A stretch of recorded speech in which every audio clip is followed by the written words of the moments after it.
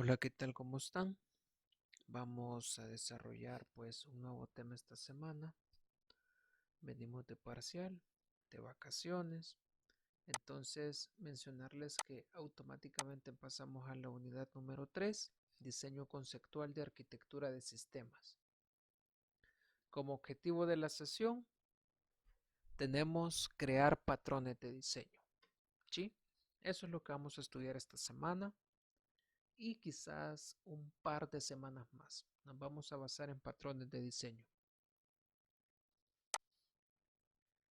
Veamos, siempre hablando de la arquitectura del software, tenemos el diseño arquitectónico, que lo vimos en las clases anteriores, tenemos estilos arquitectónicos, tenemos la parte de framework, que todavía no hemos llegado a esos temas, tenemos la parte de patrones de diseño, que si se fijan vienen amarrados también con los frameworks.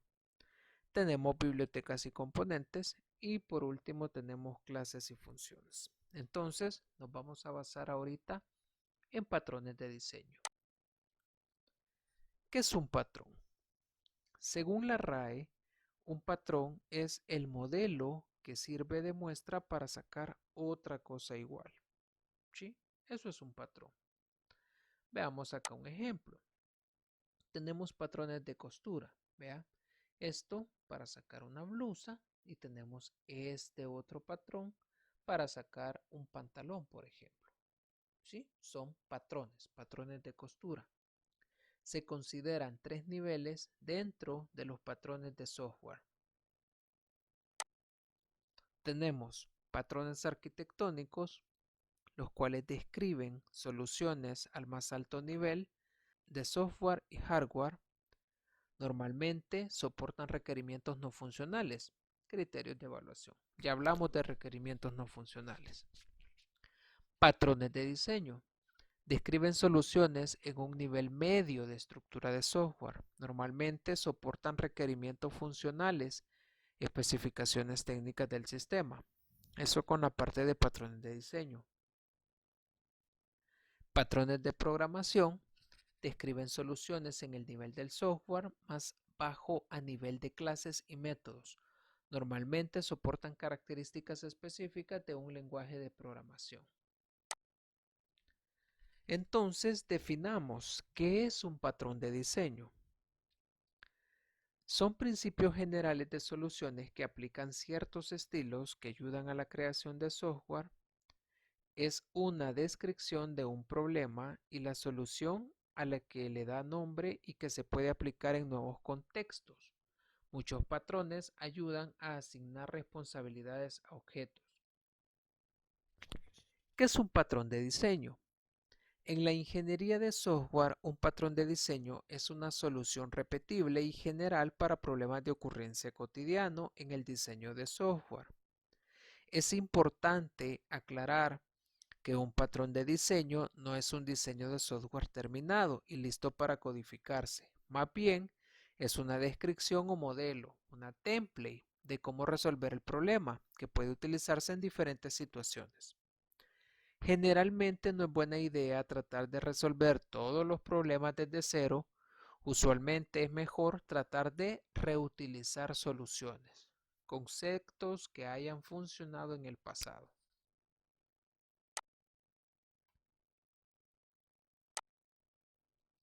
Veamos acá algo importante. Información que cura. Los diseñadores, desarrolladores, programadores experimentados suelen hacer buenos diseños porque conocen de forma consciente o no la forma para resolver los problemas comunes del diseño. Los diseñadores inexpertos generalmente suelen confundirse o no conocer todas las posibles soluciones a un problema, de modo que usualmente tienen que generar soluciones desde cero. Entonces, acá podemos ver que aquellos programadores inexpertos van a tener que hacer algo desde cero y es lo que nosotros vamos a corregir en esta asignatura. Aspecto de diseño que debe ser resuelto. Aquí estamos hablando de un problema. Circunstancias bajo las cuales se establece el problema y debe de ser aplicable una solución. Elementos de un patrón de diseño. Siempre que hablemos de un patrón de diseño, debemos de tomar en cuenta lo siguiente. ¿Cuáles son los elementos que conforman un patrón de diseño? Número 1, nombre del patrón. ¿Cómo se llama el patrón? Es una forma general de describir el problema de diseño, sus soluciones y sus consecuencias en una o dos palabras. Comunicación o vocabulario técnico. Primero, nombre del patrón. Siguiente elemento, descripción del problema. Una descripción de cuándo, en qué casos se puede aplicar ese patrón. Debe explicar con más detalle el problema y su contexto. La descripción del problema describe en qué casos, contexto, debería aplicarse el patrón y en qué casos no debería aplicarse. Eso es sumamente importante al momento de ir conociendo un patrón de diseño. Solución. Describe los elementos de diseño que constituyen la solución, sus relaciones, responsabilidades y colaboraciones. Una solución no describe un diseño o implementación concreta para un caso particular. Un patrón es más bien una plantilla que describe de forma abstracta, de forma que se puede aplicar el patrón a casos particulares. Es decir, qué problemas resuelve ese patrón mediante esa solución. Consecuencias son resultados de aplicar el patrón. Generalmente describen las ventajas y desventajas de utilizar el patrón de diseño. Son una descripción detallada que sirve para definir los costos y los beneficios de aplicar el patrón. Clasificación de los patrones de diseño. Según el propósito que hace el patrón, tenemos creacional, creación de objetos, estructural, composición de clases y objetos, comportamiento, interacción entre los objetos. Según el ámbito, clases u objetos, tenemos de clases y de objetos.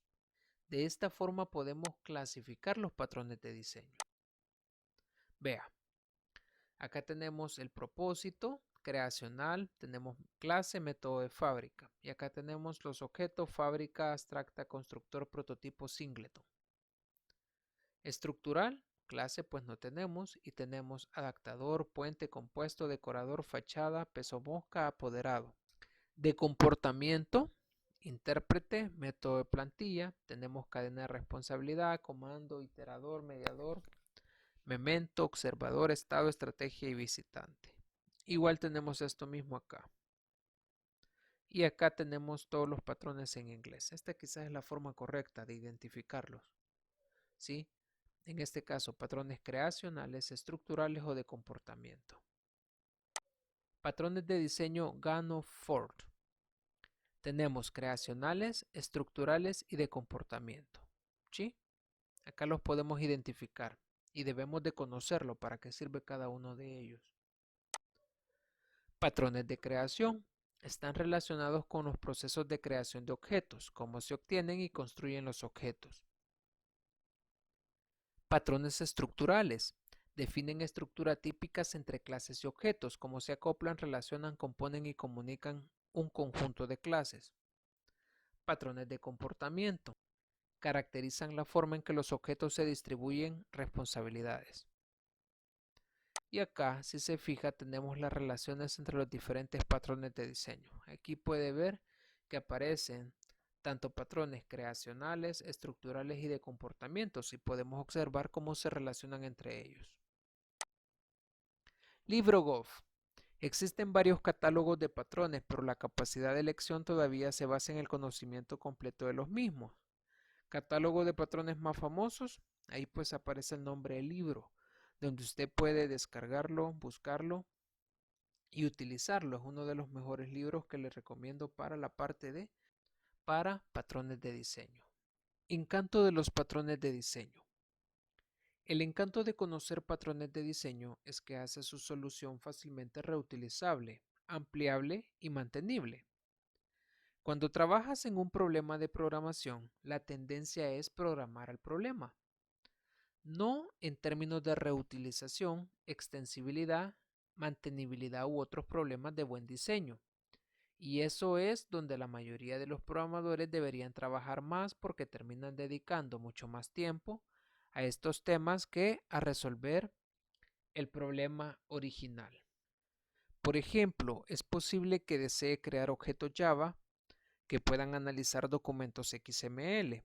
Y para hacer eso, crea una clase de analizador patentada y luego creas instancias de objetos de esa clase para crear objetos de analizador XML, según sea necesario. Pero resulta que hay docenas de analizadores XML, clases escritas en Java a las que la gente está apegada y podrían utilizar las funciones especiales de la clase de analizador XML a las que están acostumbrados.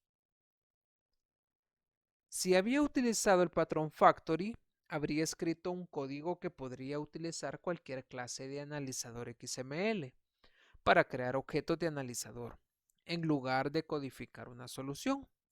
Y su código sería ampliable, reutilizable y más fácil de mantener. En otras palabras, los patrones de diseño son soluciones a problemas de programación que implementan automáticamente buenas técnicas de diseño. Entonces, en este caso, podemos ver que para este problema se puede utilizar el patrón factory y vamos a hacer una solución universal. ¿Qué quiere decir esto? Que la solución que yo haga va a ser para cualquier analizador de archivos XML. Veamos uno de los primeros patrones. Tenemos el patrón mediador. El patrón mediador, mediator parent, patrón de comportamiento, es un patrón de comportamiento. La figura 1.1 proporciona un ejemplo de patrón de diseño, el patrón mediador. Tienes un sitio web con 4 páginas que permiten a los usuarios navegar por una tienda y realizar compras. El usuario puede pasar de una página a otra. Pero hay un problema. El código en cada página debe saber cuándo saltar a una nueva página y cómo activar la nueva página. Tienes mucho código de conexiones y duplicados en distintas páginas. Si se fija, el ejercicio lo que me está diciendo es que acá son las páginas por las que se va a estar moviendo. ¿Verdad? Entonces hay muchas conexiones de pasar una página a otra página, muchos enlaces. ¿Sí? En esta ilustración se muestra lo básico de una navegación de una tienda en línea. Solución a la problemática anterior. Puede usar un mediador aquí para encapsular todo el código de navegación, para que separe las páginas y los coloque un objeto mediador. Cada página solo tiene que informar de cualquier cambio de estado al mediador y el mediador sabe qué página enviar al usuario, similar a un controlador si se fija. Entonces, esquemáticamente esta podría ser la solución, vea, ya no se van a estar comunicando directamente ellas, sino que lo van a hacer mediante un intermediario, que en este caso es el patrón mediador. Y con esto vamos a lograr controlar el tráfico del sitio web, aplicando este patrón de diseño. Forma de trabajar el patrón mediador. Se crea el mediador para que se ocupe de los aspectos internos de cada página, para que las distintas páginas no conozcan los detalles íntimos de otras páginas, como qué método llamar, y cuando llegue el momento de modificar el código de navegación que lleva a los usuarios de una página a otra. Ese código se recopila en un solo lugar, por lo que es más fácil de modificar. Piense en el patrón mediador como la torre de control de vuelos que controla aviones en el aire. Dirige el primer avión para que aterrice, el segundo para que espere y el tercero para que despegue. Sin embargo, ningún avión puede hablar con sus pares, es decir, entre ellos. Así es como funciona el mediador, funciona como un centro de comunicación entre diferentes módulos. De esta manera se reduce la dependencia de los módulos entre sí, aumenta el acoplamiento y en consecuencia la portabilidad. Esquemáticamente, este podría ser el mediador. Vea, tenemos acá diferentes clases que se están conectando a un mediador. En el código de ejemplo tenemos 4 participantes que se unen a una sesión de chat, registrándose en una sala de chat, que es el mediador. Prácticamente la sala de chat va a ser el mediador. Cada participante está representado por un objeto participant. Los participantes se envían mensajes entre sí y la sala de chat se encarga del enrutamiento. Y acá les he colocado un ejercicio donde se ha aplicado prácticamente el patrón mediador. En este caso, pues en JavaScript. Y así como se aplica en JavaScript, se puede aplicar en cualquier lenguaje de programación.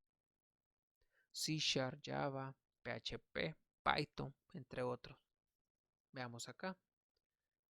A la variable participant le estoy agregando una función que recibe como parámetro el nombre.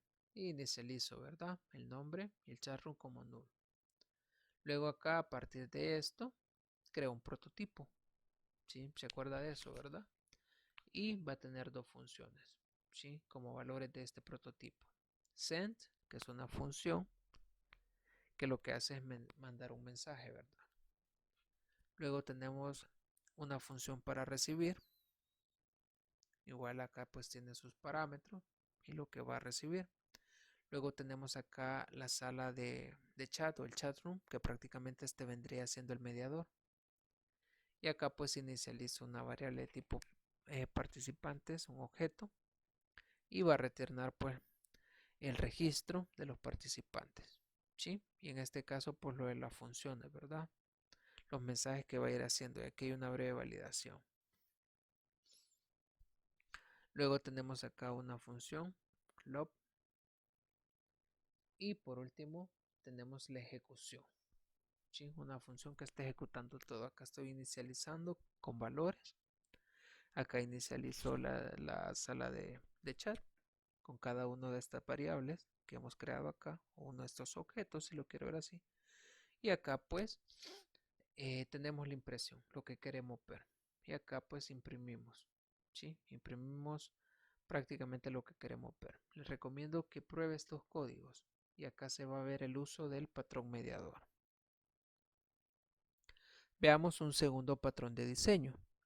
Tenemos el patrón adaptador. Entonces, el patrón adaptador, ¿qué es lo que hace? Patrón adaptador, adapter parent patrón, es un patrón estructural. El patrón adaptador por mucho tiempo se le ha proporcionado un flujo de objetos y los ajusta en un código que puede manipular esos objetos.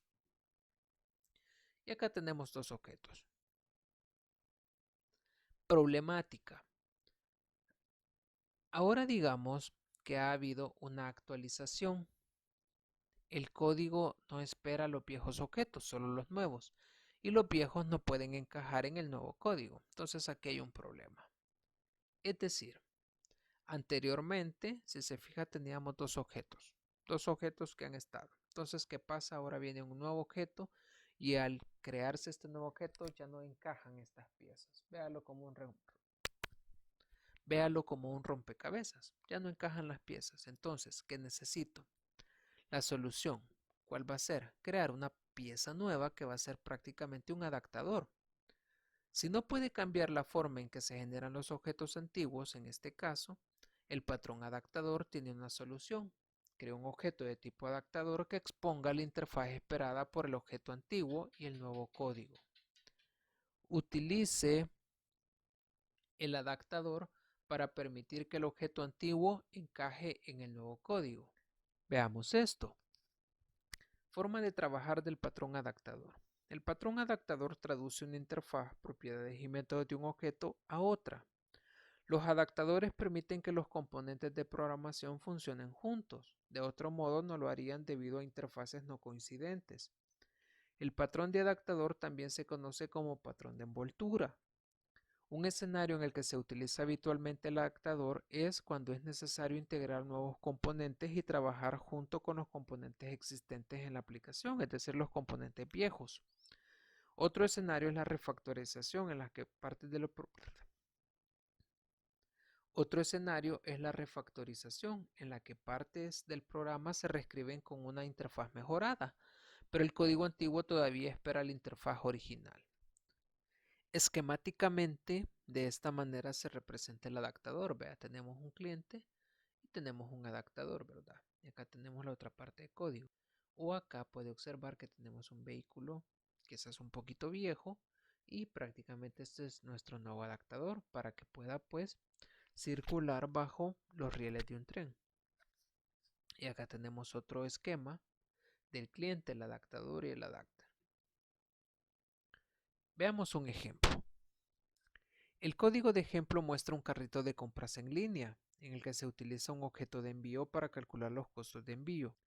El objeto de envío anterior se reemplaza por un objeto de envío nuevo y mejorado que es más seguro y ofrece mejores precios. El nuevo objeto se llama Advanced Shipping y tiene una interfaz muy diferente que el programa cliente no espera, lo que hablábamos, ¿verdad? Shipping Adapter permite que el programa cliente continúe funcionando sin ningún cambio de API al mapear, adaptar la interfaz de envío anterior a la nueva interfaz de el envío avanzado. La función de registro es un ayudante que recopila y muestra los resultados. Veamos acá, vea. Acá tenemos la interfaz viejita, vea, o el código antiguo. Tenemos una función y aquí tenemos la lógica de negocio. Ok, tenemos acá el código viejito o la interfaz antigua. Acá tenemos la nueva interfaz, que es la que queremos que se una con esta, para que trabajen de la mano. Pero para esto voy a necesitar este nuevo adaptador, vea, que es el que me va a hacer la unión entre estas dos interfaces. Posteriormente vamos a hacer esta función de log y vamos a hacer una función para pues ejecutar lo anterior. Y acá podemos ver los resultados. Al igual, como se lo mencioné hace un momento, pruebe estos códigos para que entienda mejor estos dos patrones. Ojo, esta semana solamente vamos a ver esos dos patrones porque vimos toda la parte introductoria. Pero la próxima semana vamos a ver los patrones restantes y vamos a desarrollar una guía con base a todos los patrones de diseño que estemos viendo. Esta vez, pues vieron los ejemplos, están hechos en JavaScript, pero posteriormente va a ir cambiando eso. Posiblemente los otros patrones los veamos en PHP, otros los veamos en C Sharp, posiblemente Python, o seguimos trabajando con JavaScript, que lo hacemos en un editor de texto y probándolo en un navegador, que es la forma más fácil de probar estos códigos. Entonces, hasta acá nos quedamos con la parte de la introducción a patrones de diseño. La siguiente semana, repito, vamos a seguir ampliando este contenido que por hoy hemos iniciado. Muchas gracias.